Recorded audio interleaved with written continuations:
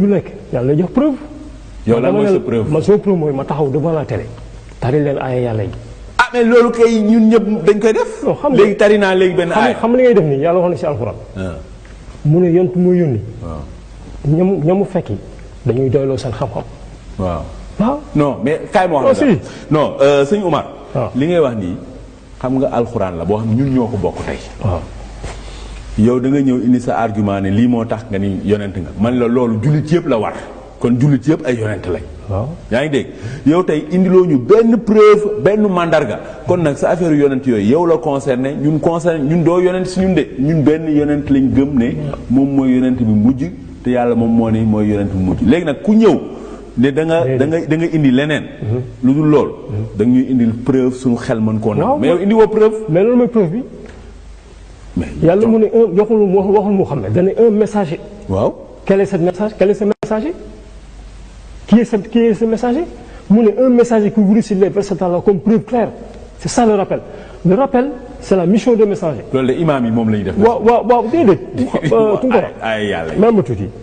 Le rappel, c'est pas la mission de Muhammad sallallahu alayhi wa sallam. fàttali Muhammad lu bees la indi.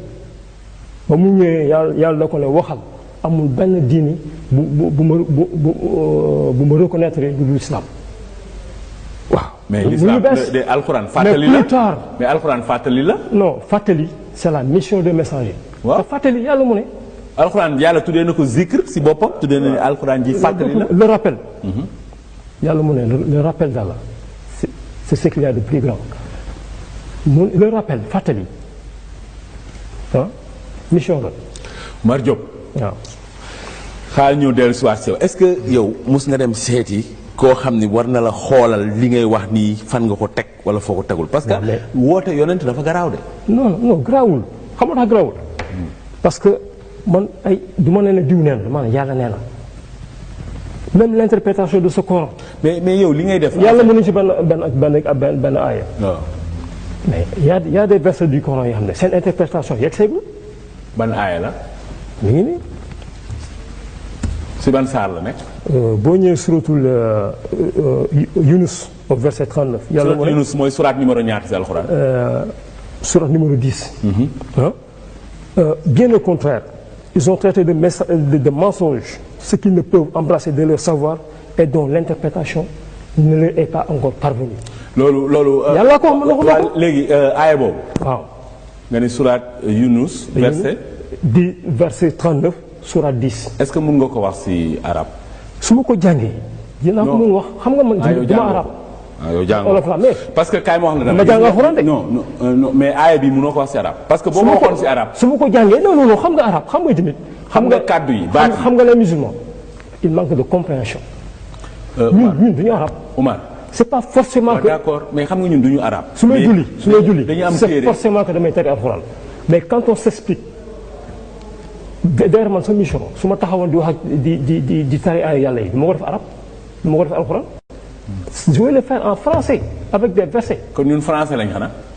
non c'est parce que pour que ça puisse être traduit à travers tout le monde. mais ñun ñu ëpp si ñun dégguñu ñu ëpp si ñun Sénégal arabe lañ gën a dégg que français. waaw mel na yow ab yonent bu taxawoon bu yàlla yónni yàlla mu le rappel est envoyé à tout l'univers ba taxawoon ci télévision di ko tari en français.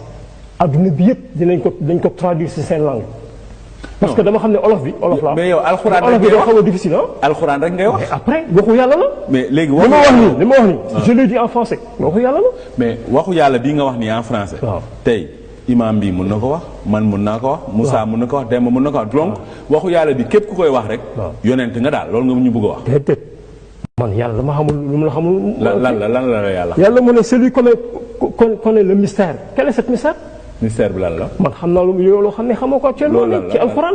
comme lan wax ñu. non par exemple man sama mission je ne suis pas seul dans ma mission. yow ak kan la. non kooku pour le moment je garde ça comme mystère. comme mystère. celui-là reste un grand mystère par exemple yàlla mu ne ci benn aaya defe naa surat 75 la su ma jumul aaya 15 je crois yàlla mu ne nous vous avons envoyé un messager comme nous avons envoyé un messager à Pharaon. loolu du surat 75 de.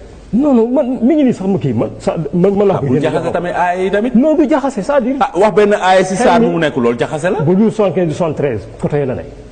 côté yooyu na nekk.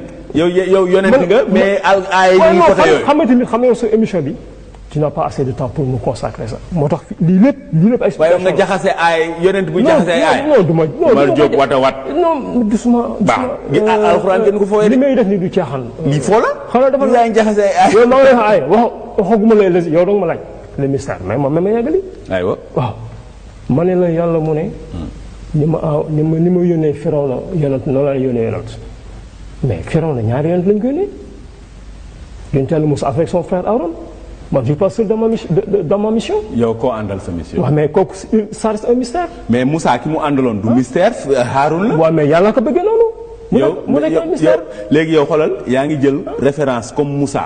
te Moussa ki mu àndal du mystère mais yow ki nga àndal mystère. waaw mais kooku ci noonu la ko yàlla bëgg. waaw léegi nga ni loolu surat 75 la nekk nekkul surat 75 la. alxuraan kenn ko jaxase de. bon Sénégal. dans la gis nga am na réew yoo xam ne. xam nga waxtaan. il faut que ça soit calme ak déglunte nit gis nga li ñuy dal ñun actuellement daloon na xeetu yonte yàlla Yusuf yàlla wax na ci alxuraan mu ne bi fi Yusuf jógee gars yi dañ ne yàlla dootul yónnati yonent mais loolu mu ngi dal. loolu ban saar la ko yàlla wax. waay xaaral. dañuy dem léegi. non xaar suñu yonent léegi non naa la wax dara gis nga lii Omar Diop li ngay def nii am na réew yoo xam soo ko defoon. boo paree camion police mu lay xaar. boo ñëw rek ñu embarqué la. mais non. parce que yaa ngi jaxase alxuraan di leen yonent kenn jaxase fi dara. boo xaaral ñu dem léegi. li nga laajee surtout dama leen di verser carrément. li ngay wax nii li ngay wax nii. waaw ne que Youssouf bi mu fiy jógee dañu waxoon benn amul benn loolu ban saar la nekk. surtout Youssouf. du léeg-léeg nekkul suratul Youssouf. waaw xaaral ma génne la ko. waaw après nga génne ko ñu xool mais nekk